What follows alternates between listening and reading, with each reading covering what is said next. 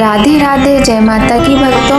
आप सभी का स्वागत करती हूँ स्पिरिचुअल ज्ञान साधना में और आप सभी से अनुरोध करती हूँ कि स्पिरिचुअल ज्ञान साधना को सब्सक्राइब कर लीजिए और बेल आइकन को प्रेस कर दीजिए ताकि आपको नई नई वीडियोस का नोटिफिकेशन।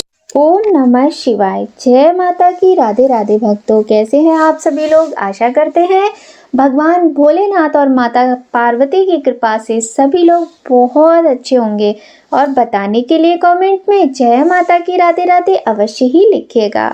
सोमवार का व्रत चंद्रदेव और भगवान भोलेनाथ की अर्चना हेतु किया जाता है। इस व्रत को श्रद्धा पूर्वक करने से मानसिक क्लेशों से छुटकारा मिलता है एवं सभी मनोकामनाएं पूर्ण होती हैं। वैसे ये व्रत चैत्र, श्रावण और कार्तिक मास में किया जाता है। इस व्रत में सोमवार के दिन उपवास रखकर भगवान शंकर, मां पार्वती की पूजा अर्चना करनी चाहिए तथा दिन में एक बार भोजन भी कर सकते हैं। सोमवार का व्रत रखने से स्त्रियों को पति और पुत्र का सुख मिलता है। तो आइए भक्तों, आज के इस सुंदर दिन हम सभी लोग मिलकर भगवान भोलेनाथ के इस सुंदर व्रत की कथा का रसपान करते हैं। प्रिय भक्तों, बोलिए गणेश भगवान की जय, गौरी शंकर भगवान की जय, लक्ष्मी नारायण भगवान की जय। तो प्रारंभ करते हैं सोमवार व्रत की ये अत्यंत पावन दुर्लभ पौराणिक कथा। एक साहूकार था, वह बहुत धनवान था। उसके पास किसी प्रकार की कोई कमी नहीं थी, परंतु उसको एक बहुत बड़ा दुख था कि उसके कोई संतान नहीं थी और संतान की चिंता में ही वह दुखी रहता था। भगवान भोलेनाथ का अनन्य भक्त था, मंदिर जाया करता था, भगवान शिव का पूजन किया करता था और सायंकाल मंदिर में शिवजी पर दिया जलाया करता था। एक समय उसके भक्ति भाव को देखकर माता पार्वती ने शिवजी महाराज से कहा कि हे नाथ, ये साहूकार आपका अनन्य भक्त है और सदैव आपका व्रत और पूजन बड़ी ही श्रद्धा से करता है। शिवजी कहने लगे, हाँ यह तो सत्य है। फिर माता पार्वती ने कहा कि प्रभु, आप कृपा करके इसकी मनोकामना पूरी कर दीजिए। माता पार्वती के ऐसे वचन सुनकर भोलेनाथ ने माँ गौरी से कहा, हे पार्वती, यह संसार कर्म क्षेत्र है। जैसा किसान खेत में जैसा ही बीज बोता है वैसा ही फल काटता है, उसी तरह से मनुष्य इस संसार में जैसा कर्म करते हैं वैसा ही फल भोगते हैं। तब माता पार्वती जी ने अत्यंत आग्रह से कहा कि हे महादेव, यह आपका अनन्य भक्त है, यदि इसको कोई भी दुख है तो आपको उसे अवश्य ही दूर करना चाहिए। यदि आप अपने भक्तों की मनोकामनाएं पूरी नहीं करेंगे तो मनुष्य क्यों आपकी सेवा, व्रत और पूजन करेंगे। पार्वती माता के इस आग्रह को सुनकर शिवजी ने कहा, हे शिवे, इस साहूकार के कोई पुत्र नहीं है, इसी कारण ये दिन रात चिंतित व दुखी रहता है। इसके भाग्य में संतान न होने पर भी मैं इसको पुत्र की प्राप्ति का वर देता हूँ, किंतु इसका पुत्र केवल 12 वर्ष तक ही जीवित रहेगा। इसके पश्चात वह मृत्यु को प्राप्त हो जाएगा। इससे अधिक मैं और कुछ इस साहूकार के लिए नहीं कर सकता। यह सब बातें साहूकार सुन रहा था। उसे ये सारी बातें सुनकर ना ही कोई शोक हुआ और ना ही कोई प्रसन्नता। वह पूर्ववती शिवजी की पूजा व व्रत करता रहा। कुछ समय पश्चात साहूकार की स्त्री गर्भवती हो गई और 10वें महीने में उसने एक बहुत ही सुंदर पुत्र को जन्म दिया। साहूकार के घर में बहुत खुशियां मनाई गईं, किंतु साहूकार ने अपने पुत्र की केवल 12 वर्ष की आयु जान कोई प्रसन्नता प्रकट नहीं की और ना ही किसी को भेद बतलाया। वह बालक धीरे धीरे बड़ा होने लगा। जब वह बालक 11 वर्ष का हो गया तो बालक की माता ने साहूकार से उसके विवाह के लिए कहा, किंतु साहूकार ने कहा कि मैं अभी इसका विवाह नहीं करूंगा और इसे काशी जी पढ़ने भेजूंगा। तब साहूकार ने अपने साले अर्थात उस बालक के मामा को बुलाकर कहा कि तुम इस बालक को काशी जी पढ़ने के लिए ले जाओ और रास्ते में जिस स्थान पर भी जाओ यज्ञ कराते और ब्राह्मणों को भोजन कराते जाओ। साहूकार का बेटा और उसका साला दोनों मिलकर घर से निकल गए और उन्होंने रास्ते में जहाँ कहीं भी ठहरते वहाँ यज्ञ करते और ब्राह्मणों को भोजन कराते जा रहे थे। और इस प्रकार वह दोनों मामा भांजे रास्ते में इसी प्रकार से ब्राह्मणों को भोजन भी कराते जा रहे थे। अब रास्ते में चलते चलते उनको एक शहर पड़ा। उस शहर की राजा की कन्या का विवाह था। एक अन्य राजा का लड़का जो बारात लेकर आया था वह एक आंख से काना था। लड़के के पिता को इस बात की बड़ी चिंता थी कि कहीं वर को देखकर कन्या के माता पिता विवाह में किसी प्रकार की अड़चन पैदा ना कर दे। इसी कारण जब उन्होंने साहूकार के अति सुंदर पुत्र को देखा तो मन में विचार आया कि क्यों ना इस लड़के से विवाह का कार्य पूर्ण करा लिया जाए। यह विचार कर उसने लड़के और उसके मामा से कहा कि यदि आप फेरों व कन्या दान का कार्य पूर्ण करा देंगे तो आपकी बड़ी कृपा होगी और हम आपको इसके बदले में बहुत सारा धन देंगे। साहूकार के लड़के और उसके मामा ने इस बात को स्वीकार कर लिया। विवाह का काम भी भली प्रकार से पूरा हो गया। जब वह लड़का जाने लगा तो उसने राजकुमारी की चुनरी के पल्ले पर लिख दिया कि तेरा विवाह तो मेरे साथ हुआ है, किंतु जिस राजकुमार के साथ तुमको भेजेंगे वह एक आंख से काना है। मैं तो काशी जी पढ़ने जा रहा हूँ। राजकुमारी ने जब इस प्रकार अपनी चुनरी पर लिखा पाया तो उसने राजकुमार के साथ जाने से मना कर दिया और कहा कि यह मेरा पति नहीं है। मेरा विवाह जिसके साथ हुआ है वह तो काशी जी गया है। राजकुमारी के पिता ने यह सब सुना तो उन्होंने अपनी कन्या को विदा करने से मना कर दिया। बारात वापस चली गई। उधर साहूकार का लड़का और उसका मामा काशी जी पहुंच गए। काशी जी पहुंचकर लड़के ने पढ़ना और मामा ने यज्ञ करना प्रारंभ कर दिया और अतिरिक्त समय दोनों मामा भांजे दान आदि यज्ञ आदि में व्यतीत करने लगे। इस प्रकार कई महीने बीत गए। जब लड़का 12 साल का हुआ तो एक दिन की बात है कि उसके मामा ने यज्ञ का आयोजन कर रखा था। अचानक ही लड़के ने कहा कि मामा जी आज तबीयत ठीक नहीं है। लड़के के मामा ने कहा कि तुम अंदर जाकर सो जाओ। लड़का अंदर जाकर सो गया और उसके प्राण निकल गए।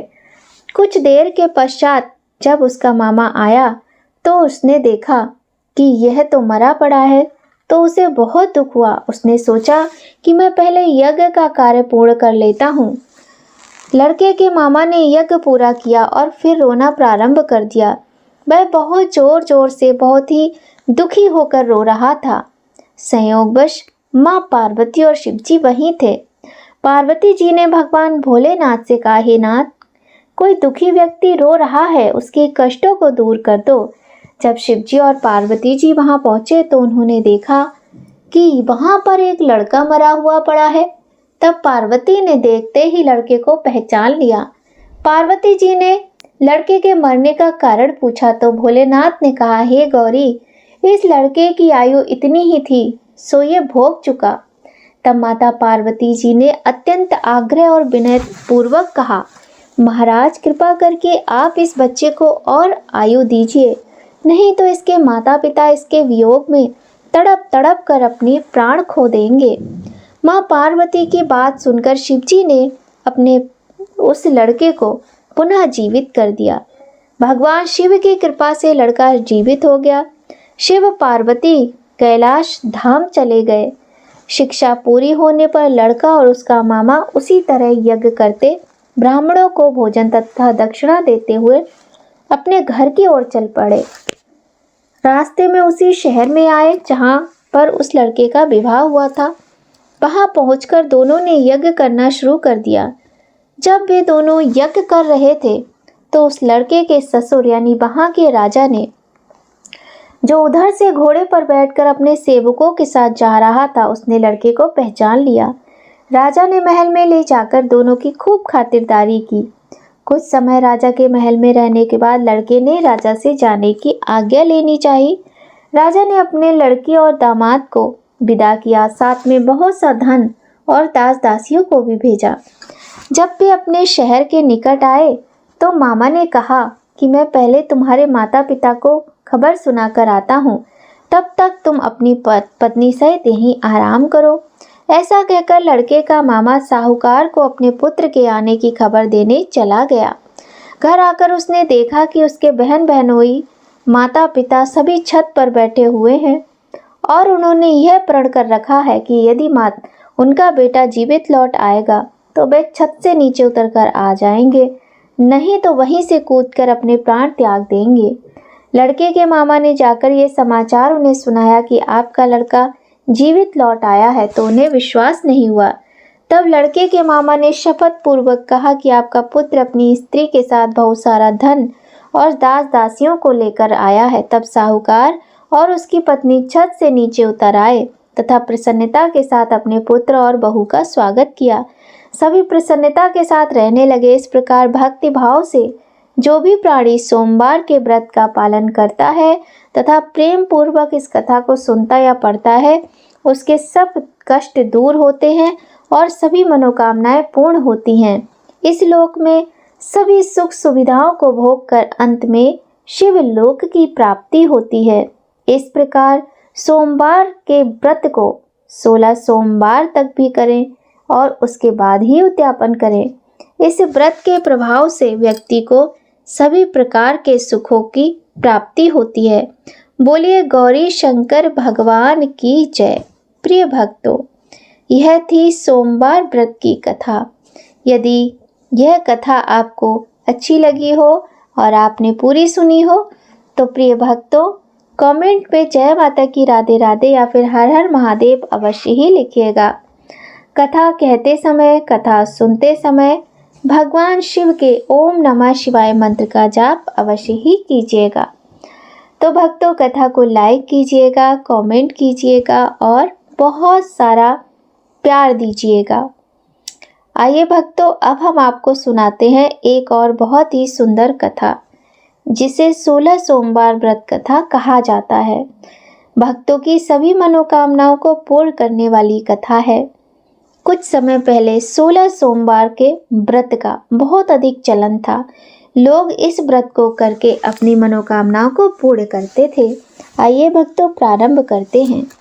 एक समय श्री महादेव जी माता पार्वती के साथ भ्रमण करते हुए मृत्युलोक में अमरावती नगरी में आए। वहां के राजा ने शिव मंदिर बनवाया था, जो कि अत्यंत भव्य एवं रमणीक तथा मन को शांति पहुंचाने वाला था। भ्रमण करते समय शिवजी और पार्वती जी वहीं ठहर गए। माता पार्वती ने कहा, हे नाथ, आओ आज इसी स्थान पर चौसर खेलते हैं। खेल प्रारंभ हुआ। शिवजी कहने लगे, मैं जीतूंगा, और माता पार्वती कहने लगी, नहीं, मैं जीतूंगी। इस प्रकार उनकी आपस में वार्तालाप होने लगी। उसी समय पुजारी जी पूजा करने आए। पार्वती जी ने उनसे पूछा, पुजारी जी बताइए किसकी जीत होगी? पुजारी ने बोला, इस खेल में महादेव जी के समान कोई दूसरा पारंगत नहीं हो सकता, इसलिए जीत तो महादेव जी की होगी। परंतु हुआ इसके विपरीत, माता पार्वती की विजय हुई। अतः पार्वती जी ने पुजारी जी को कोढ़े होने का श्राप दे दिया, मिथ्या भाषण के कारण। अब तो पुजारी जी के शरीर में कोढ़ पैदा हो गया। शिव पार्वती जी दोनों वापस चले गए। कुछ समय पश्चात अप्सराएं पूजा करने आई। अप्सराओं ने पुजारी जी को इस अवस्था में देखा तो उनके कोढ़ी होने का कारण पूछा। पुजारी जी ने सारी बात बता दी। अप्सराएं कहने लगी, पुजारी जी आप ज़्यादा परेशान मत होना। आप 16 सोमवार का व्रत करें तो शिवजी प्रसन्न होकर आपका संकट दूर करेंगे। पुजारी जी ने अप्सराओं से व्रत की विधि पूछी। अप्सराओं ने व्रत करने और व्रत के उद्यापन करने की संपूर्ण विधि बता दी। पुजारी जी ने विधि पूर्वक श्रद्धा भाव से व्रत प्रारंभ किया और अंत में व्रत का उद्यापन भी किया। व्रत के प्रभाव से पुजारी जी रोग मुक्त हो गए। कुछ समय के पश्चात शिवजी और माता पार्वती जी पुनः उस मंदिर में आए तो पुजारी जी को रोग मुक्त देखकर माता पार्वती जी ने पूछा कि मेरे दिए हुए श्राप से मुक्ति पाने का आपने कौन सा उपाय किया? पुजारी जी ने कहा, हे माता, अप्सराओं द्वारा बताए गए 16 सोमवार व्रत के करने से मेरा ये कष्ट दूर हुआ है। पार्वती जी ने भी 16 सोमवार का व्रत किया, जिससे उनके रूठे हुए पुत्र स्वामी कार्तिकेय जी माता से प्रसन्न होकर उनके आज्ञाकारी हुए। कार्तिकेय जी ने पूछा, हे माता, क्या कारण है कि मेरा मन सदा आपके चरणों में लगा रहता है? पार्वती माता ने कार्तिकेय जी को 16 सोमवार के व्रत का महात्म्य तथा विधि बताई। तब कार्तिकेय जी ने भी इस व्रत को किया तो उनका बिछड़ा हुआ मित्र ने मिल गया। अब मित्र ने भी इस व्रत को अपने विवाह होने की इच्छा से किया। फलतः वह विदेश गया। वहाँ के राजा की कन्या का स्वयंवर था। राजा ने प्रण किया था कि यदि हथनी जिस व्यक्ति के गले में वरमाला पहना देगी, उसी के साथ राजकुमारी का विवाह कर देगा। ये ब्राह्मण मित्र भी स्वयंवर देखने की इच्छा से एक ओर जाकर बैठ गया। हथनी नियत समय पर आई और इसी ब्राह्मण मित्र को माला पहनाई तो राजा ने बड़ी धूमधाम से अपनी राजकुमारी का विवाह उसके साथ कर दिया। तत्पश्चात दोनों सुखपूर्वक रहने लगे। एक दिन राजकन्या ने पूछा, हे नाथ, आपने ऐसा कौन सा पुण्य किया जिससे हथनी ने आपके गले में वरमाला पहनाई? ब्राह्मण पति ने कहा, मैंने कार्तिकेय जी द्वारा बताए अनुसार 16 सोमवार का व्रत पूर्ण विधि विधान सहित श्रद्धा और भक्ति से किया, जिसके फलस्वरूप मुझे तुम्हारे जैसी सौभाग्यशाली पत्नी मिली। अब तो राजकन्या ने भी सत्य पुत्र प्राप्ति के लिए व्रत किया और सर्वगुण संपन्न पुत्र प्राप्त किया। बड़े होकर पुत्र ने भी राज्य प्राप्ति की कामना से 16 सोमवार का व्रत किया। राजा के देवलोक होने पर इसी ब्राह्मण कुमार को राजगद्दी मिली। फिर भी वह इस व्रत को करता रहा। एक दिन उसने अपनी पत्नी से पूजन सामग्री शिवालय ले चलने को कहा, परंतु उसने पूजा सामग्री अपनी दासियों द्वारा भिजवा दी। जब राजा ने पूजन समाप्त किया तो आकाशवाणी हुई कि हे राजा, अपनी इस पत्नी को निकाल दो, नहीं तो तुम्हें अपने राजपाट से हाथ धोना पड़ेगा और तुम्हारा सब कुछ नष्ट हो जाएगा। प्रभु की आज्ञा मानकर उसने अपनी पत्नी को महल से निकाल दिया। तब वह अपने भाग्य को कोसती हुई एक बुढ़िया के पास पहुंची और अपना दुख बताया। उसने बुढ़िया को बताया कि मैं पूजन सामग्री राजा के कहे अनुसार शिवालय में नहीं ले गई और राजा ने मुझे निकाल दिया। बुढ़िया ने कहा, तुझे मेरा काम करना है तो मेरी मदद कर दे, तेरा भी कुछ काम हो जाएगा। तब बुढ़िया ने सूत की पोटली उसके सिर पर रखी और बाजार भेज दिया। रास्ते में ऐसी आंधी आई कि सिर पर रखी गठरी उड़ गई और बेचारी बुढ़िया पछताती रह गई और बुढ़िया माँ ने उसे डांटकर भगा दिया। अब रानी बुढ़िया के यहाँ से चलते चलते एक तेली के यहाँ पहुंची। तेली को उसने अपनी सारी व्यथा बताई। तेली ने उससे अपनी मदद के लिए कहा और कहा, मैं तुझे 2 समय की रोटी भी दे दूंगा, चल बहन तू मेरा ये काम करा ले। शिवजी के प्रकोप के कारण उसके सारे मटके टूट गए और तेल बह गया। तेली ने भी उसे वहां से भगा दिया। अब वह अपने आप को कोसती रोती बिलखती आगे चली जा रही थी कि चलते चलते वह एक ऋषि के पास पहुंची।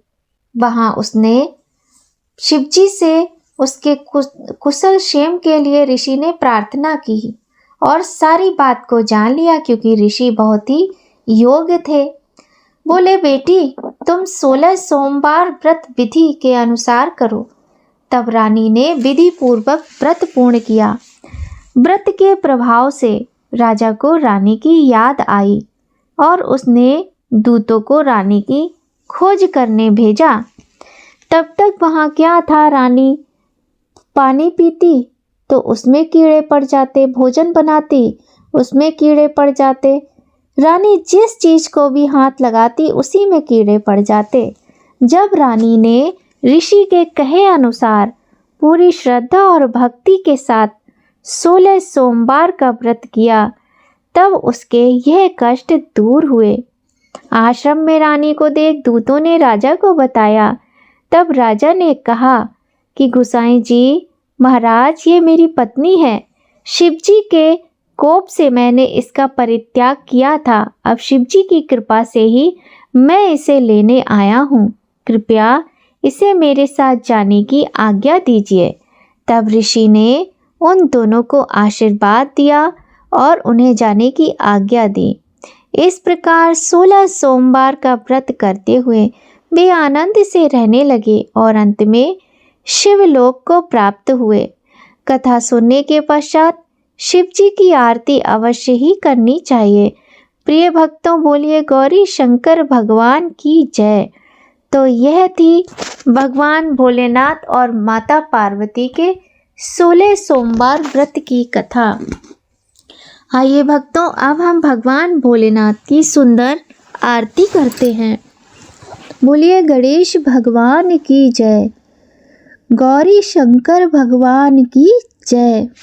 शीश गंग अर्धांग पार्वती सदा विराजत कैलाशी, नंदी भृंगी नृत्य करते हैं गुण भक्तन शिव की दासी। शीतल मंद सुगंध पवन बह बैठे हैं शिव अविनाशी, करत गान गंधर्व सप्त स्वर राग रागनी गासी। यक्ष रक्ष भैरव जहाँ डोलत बोलत हैं बन के वासी, कोयल शब्द सुनावत सुंदर भ्रमर करते हैं गुंजासी। कल्प द्रुम अरु पारिजात तरु लाग रहे हैं लक्षासी, सूर्यकांत सम पर्वत शोभित चंद्रकांत अपनी वासी। छहो ऋतु नित फलत रहते हैं पुष्प चढ़ते हैं वर्षासी, देव मुनि जन की भीड़ पड़ते हैं निगम रहते जो नित्य गासी। ब्रह्मा विष्णु ध्यान धरते हैं कछु शिव हमको करमासी, रिद्धि सिद्ध के दाता शंकर सदा आनंदित सुख राशि। जिनको सुमिरन सेवा करते छूट जाए यम की फांसी, त्रिशूल धर को ध्यान निरंतर मन लगाए कर जागासी। दूर करे विपदा शिव तन की जन्म जन्म शिव पद पासी। कैलाशी काशी के वासी अविनाशी मेरी सुध लीचो, सेवक जान सदा चरणन को आपन जान दर्श दीजो। तुम तो प्रभु जी सदा सियाने, अब गुण मेरे सब ढकियो। सब अपराध क्षमा कर शिव जी, किंकर की विनती सुनियो। सब अपराध क्षमा कर शिव जी, किंकर की विनती सुनियो। बोलिए गौरी शंकर भगवान की जय। तो भक्तों, आज की कथा आप सभी ने सुनी होगी। आप सभी से निवेदन है कि कथा को लाइक अवश्य कीजिएगा। यदि चैनल पर पहली बार आए हैं तो चैनल को सब्सक्राइब करके बेल आइकन प्रेस करना बिल्कुल भी मत भूलिएगा। भक्तों, कथा के अंत में बस ईश्वर से यही प्रार्थना करते हैं कि आप सभी पर भगवान भोलेनाथ और माता की कृपा सदा बनी रहे। आप सभी के सभी कष्ट दूर हों और आप सभी की समस्त मनोकामनाएं पूर्ण हों। इसी कामना के साथ प्रिय भक्तों, आज की वीडियो यहीं समाप्त करते हैं। जय माता की। राधे राधे।